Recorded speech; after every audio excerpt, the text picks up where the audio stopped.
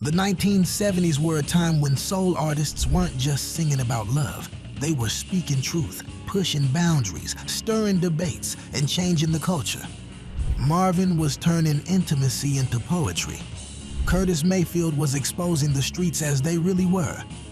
And at the very top of this list, well, let's just say it's a song that questioned everything America thought it understood about itself. These are 15 controversial R&B songs that didn't just soundtrack the decade, they shaped it. Number 15, Let's Get It On, Marvin Gaye. Oh, come on, ooh, let's get it on. In 1973, Marvin Gaye was coming out of one of the most emotionally turbulent periods of his life: depression, divorce, searching for purpose.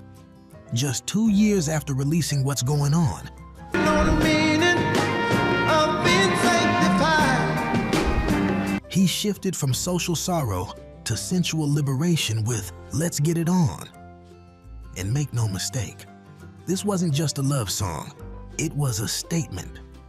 The song's open embrace of physical desire was bold for its time. Radio stations debated whether it was too suggestive. Some conservative groups complained it would corrupt young listeners. Please, please, baby, let's get it on. Yet in black communities, it felt like Marvin was given permission to love freely and without shame. You can almost picture it. The warm hum of vinyl, lamplight low, the room slow and honey-colored. The song doesn't rush, it invites, breathes, lives. And Marvin sings not like a performer, but like a confessing heart. Let me get it on with you right now. Wait a Let's Get It On went platinum and became one of the most recognizable R&B songs ever recorded. More importantly, it changed how intimacy was portrayed in mainstream music, less hidden, more human, more honest. And if this one stirred up conversation, just wait, because our next track didn't just suggest escape, it confronted it head on. Number 14, The Bottle, says Gil Scott-Heron. You see that black boy over there running scared, his old man in a bottle. Released in 1974, The Bottle was no sugar-coated soul record. It was a mirror. Gil Scott-Heron, often called the godfather of rap, He done quit his 9 to 5, he drink full time, and now he's living in a bottle. crafted a groove so danceable that many people didn't realize they were celebrating a song about addiction, poverty, and escape. Recorded with Brian Jackson at DC's iconic Tiger Flower studio, the track captured the pulse of inner-city realities that mainstream radio rarely acknowledged. I'm looking for me, you know where I'm bound to be, in a bottle. The controversy wasn't just the topic, it was how boldly Gil named it. No metaphors, no disguises, just the truth. You can almost feel the humid summer heat, street corners buzzing, the sound of glass clinking like a ticking clock. The flute dances like temptation itself. I want it all, I want it all, I want it all, I want it since I'm living on the bottle. Gil isn't condemning, he's witnessing. The song became a staple in clubs and block parties, while also sparking widespread conversation about alcoholism in black communities. It showed soul music could be confrontational and compassionate at the same time. If that was truth-telling on the street level, this next track challenged identity itself. Number 13, You Make Me Feel Mighty Real, Sylvester.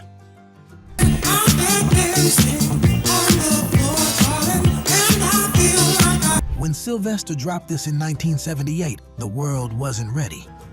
A flamboyant, proudly gay, unapologetically radiant R&B and disco artist, he turned dance floors into sanctuaries.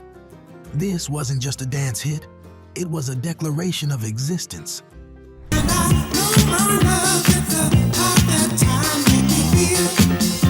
Some radio programmers refused to play it. Some critics called it too flamboyant. But the folks who felt different, unseen, unheard, they found a voice in Sylvester. Picture it. Mirror ball lights scattered like diamonds, sweat and joy rising like incense, bodies moving without fear. Sylvester didn't just sing, he set souls free.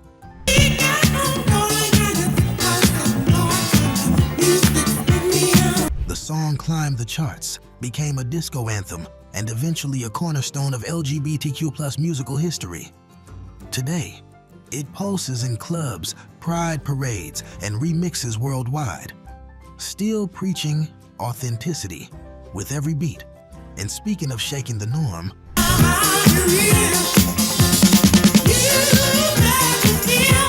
our next track wasn't about freedom on the dance floor. It was about fighting a war America tried to forget. Number 12, War, Edwin Starr.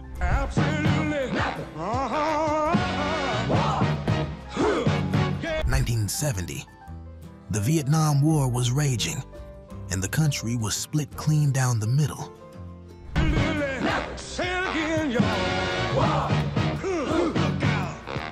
While many soul artists hinted around the conflict, Edwin Starr came right out with it and said what millions were afraid to say aloud. War, what is it good for? Originally recorded by The Temptations, Motown worried it was too hot, too political. So they handed it to Edwin Starr, whose voice could shake brick walls.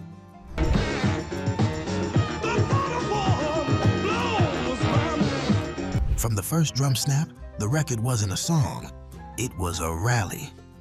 The horns hit like sirens. The chorus sounded like a crowd marching through the streets. Politicians condemned it. Some radio stations tried to ban it. But young folks, black and white, blasted it loud from bedrooms, car radios, and campus lawns. It became a #1 hit and an anthem for the anti-war movement.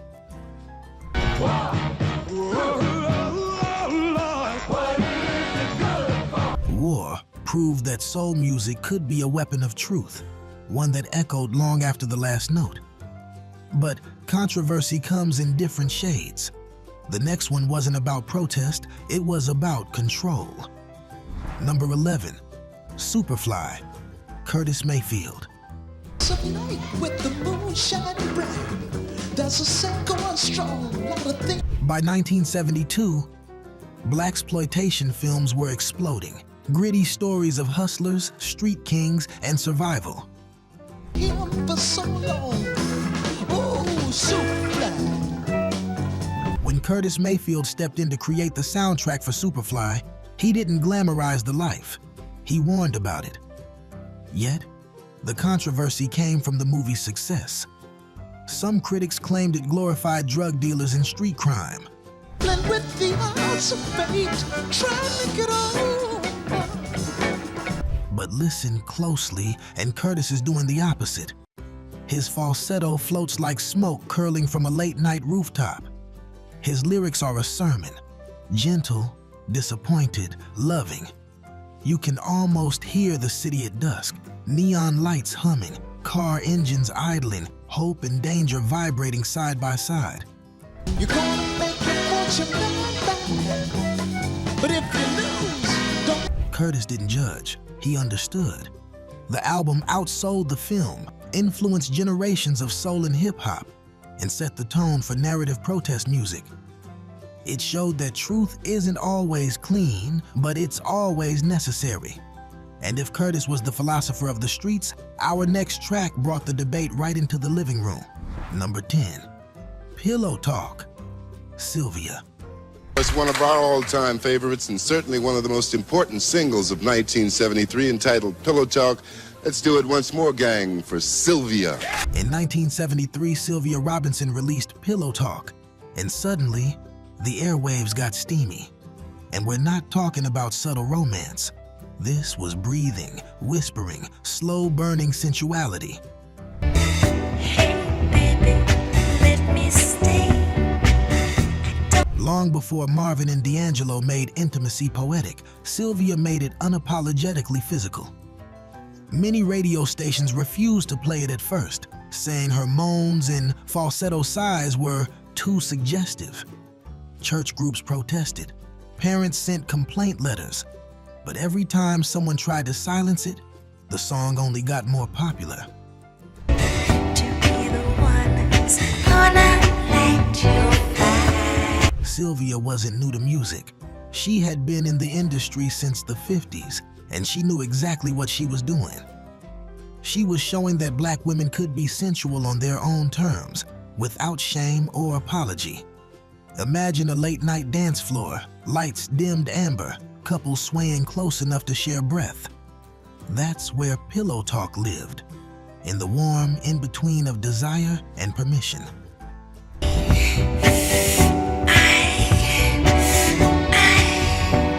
And Sylvia wasn't done. She later co-founded Sugar Hill Records and helped birth hip-hop with Rapper's Delight. The woman changed music twice, first in the bedroom, then on the block. If that was intimacy without fear, this next track was Love Without Limits. Number 9, Lovin' You, Minnie Riperton. I'm more in love with you. It sounds like the sweetest song in the world. Sunlight, flowers, pure tenderness. But in 1974, Lovin' You stirred controversy because of how Minnie Riperton delivered it. Making love with you is all I wanna. Whisper soft vocals rising into those legendary whistle notes. Notes some critics said were too intimate, too revealing, or too feminine. They didn't understand that Minnie wasn't just singing, she was floating. Recorded with her husband Richard Rudolph, the song was a genuine love letter, warm as morning light through lace curtains. Every day of my life is filled with love and you. Her voice was fragile and brave all at once, and that vulnerability made some people uncomfortable. Yet, it became a global hit, an anthem of pure affection, and a showcase for vocal ability that influenced Mariah Carey, Ariana Grande, and countless soul singers. Ooh, I'm more in love with you. La, la, la, la, la. Lovin' You proved that tenderness could be radical, that softness could be power. But if that was gentle rebellion, the next song sparked a national conversation. Number 8, Papa Was a Rolling Stone. The Temptations, September, that day I'll always remember. released in 1972, Papa Was a Rolling Stone marked a dramatic shift for the Temptations, away from smooth Motown harmonies and into darker, more psychedelic soul. Said, son, Papa was a rolling stone. But what really fueled the controversy was the story behind the song. It spoke of an absent father, rumors, betrayal, and generational wounds. And for some listeners, it cut too close to home. Even within the group, emotions ran hot. Dennis Edwards was said to be especially shaken singing the lines about the day my daddy died, since his own father had recently passed. Papa was a rolling stone, my son, yeah. Producer Norman Whitfield pushed the group to their emotional limits, sometimes demanding dozens of takes to get that haunted, aching intensity. The track opens slow, like a storm forming. The bass line prowls. Those strings hang heavy as humidity. It feels like walking down a long road at dusk with old memories whispering behind you. The song became a #1 hit and won 3 Grammys. But more importantly, it sparked a widespread conversation about absent fathers and family scars in Black America. Only left us alone. Soul music didn't just entertain, it remembered. And speaking of remembering, the next song asked listeners to face a history many wanted to forget. Number 7, Strange Fruit, live performances in the 1970s. Nina Simone. Be lonely, you won't believe me, but I love you only. I'd rather be lonely than happy. Though originally popularized by Billie Holiday, decades earlier, Nina Simone carried Strange Fruit into the 1970s like a torch. I want your love and I don't want to borrow. Have it today to give back tomorrow. tomorrow. And every time she performed it, controversy followed. The song confronts the horror of racial lynching in America. Imagery so stark that even mentioning it made some people uncomfortable. In the 1970s, Nina performed it during protests, at universities, on European stages, and in small smoky clubs. Your love is my love is your love. Your love. Audiences often sat silent, some in tears, some angry, some stunned. She didn't soften the message. She stared it straight in the eye. Picture a dim stage, a single spotlight, her voice low and unwavering, the piano slow as morning, the room barely breathing.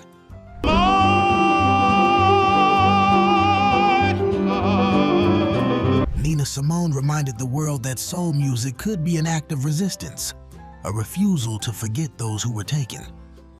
And if this performance held the weight of history, our next track wrestled with the weight of identity itself. Number 6, I'm Every Woman, Chaka Khan.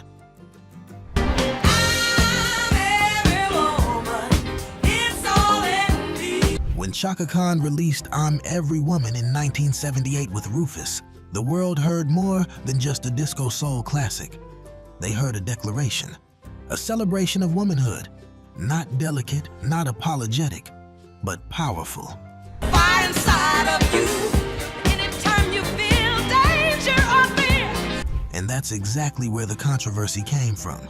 Some conservative and religious groups claimed the song promoted witchcraft, woman independence as dangerous, and female sexuality that refused to stay quiet.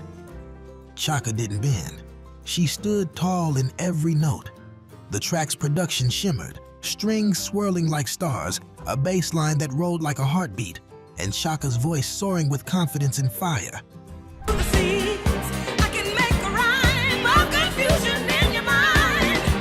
This wasn't behind every great man stands a woman. This was a woman standing on her own stage, arms wide, voice unstoppable. You can almost feel it. The dance floor lit gold, hands lifted high, joy moving like electricity through the room. I'm Every Woman became a celebration anthem for Black women, working women, queer women, anyone claiming their space in the world. Years later, Whitney Houston covered it and turned it into yet another era-defining moment.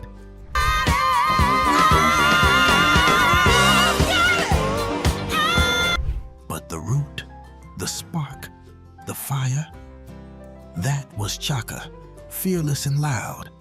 And we're only halfway through. If these songs are bringing back memories or teaching you something new, go ahead and give this video a thumbs up.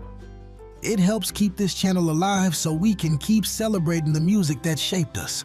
And trust me, the next 5 songs take controversy to a whole other level. Number 5, Theme from Shaft, Isaac Hayes.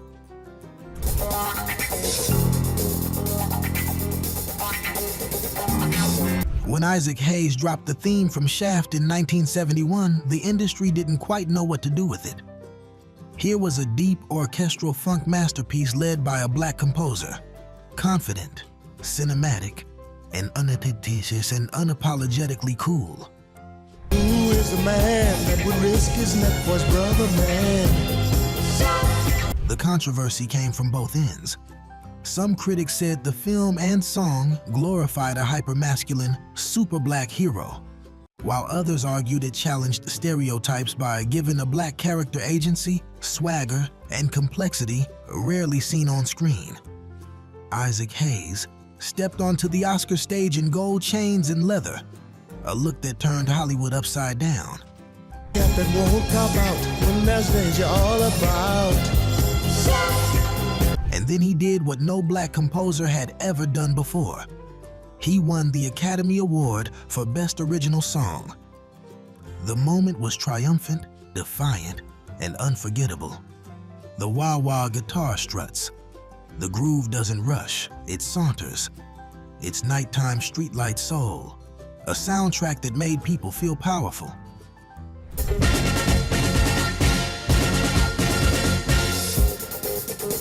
theme from Shaft changed film scoring, changed how black identity appeared on screen, and cemented Isaac Hayes as a legend who didn't ask permission to shine.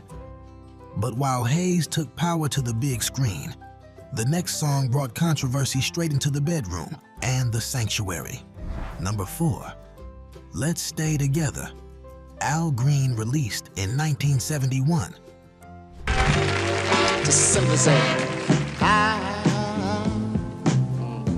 Let's Stay Together is one of the most beloved soul songs ever recorded. But controversy often shadows beauty. After the song became a huge hit, Al Green's life shifted dramatically. I guess you know that, huh? Whatever you want to do.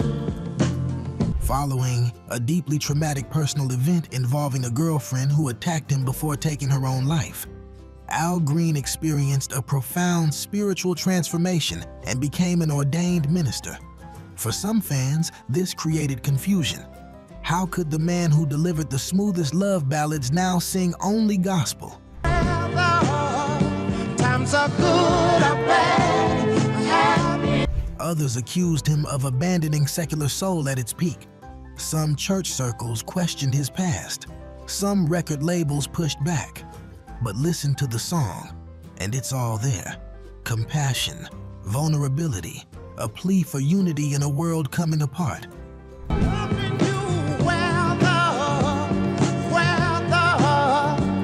The drums are soft as heartbeat. The horns glow warm as late afternoon sun. Al's voice, a prayer, even before he knew it. Let's Stay Together lived beyond controversy. It healed. And now, we enter the top 3. Songs that didn't just cause conversation, they shook America. Number 3, Living for the City. Stevie Wonder.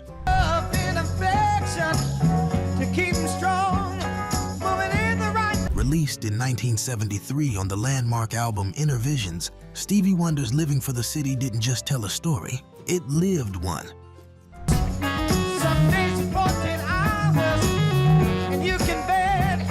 The song follows a young black man from Mississippi who moves north in search of opportunity, only to be swallowed by systemic racism, wrongful arrest, and a corrupt justice system.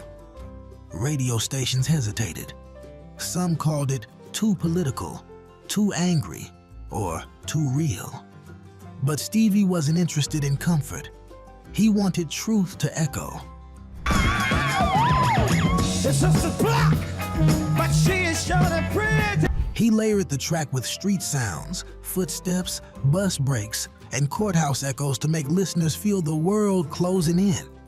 You can almost smell the city sidewalks, hear the impatience of traffic, feel the weight of a dream being stretched thin. The song hit the charts, sparked debate in living rooms and colleges, and became a template for socially conscious R&B and hip-hop storytelling.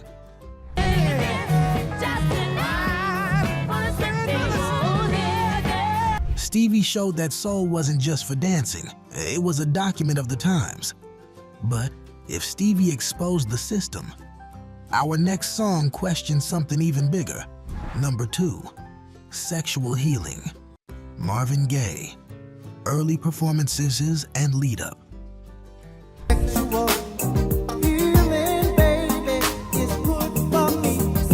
Before the official 1982 release, Marvin Gaye was performing and shaping sexual healing in the late 1970s while living in transcendent in exile in Europe, escaping depression, addiction, and pressure from the industry.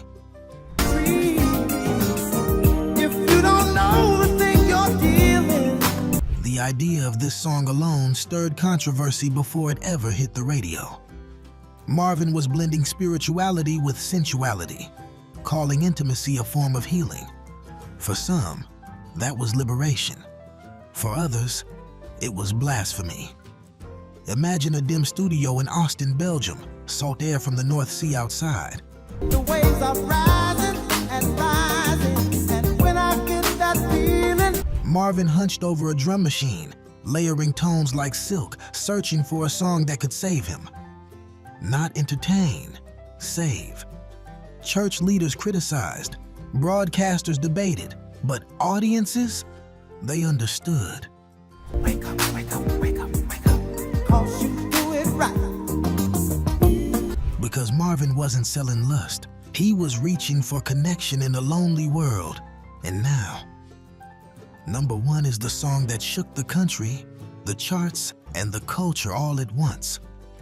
#1, What's Going On?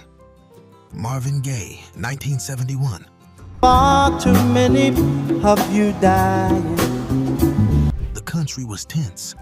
The Vietnam War raged on. Cities trembled with protest. Families were fractured. And the world seemed to spin faster than anyone could hold on.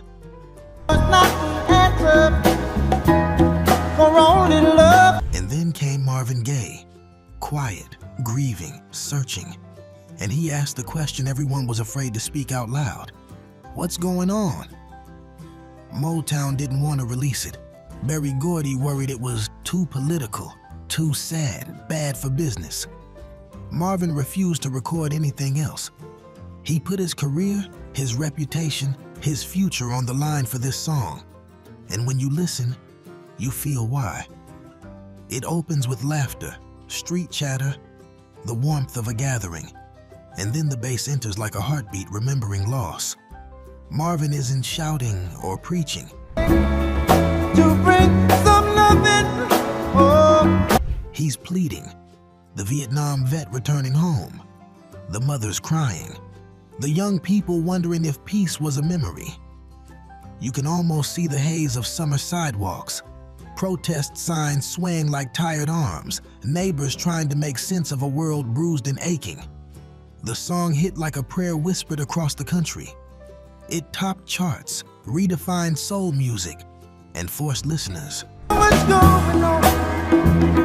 What's going on? Black, white, young, old, to look at the world around them. What's Going On didn't just speak to the 1970s.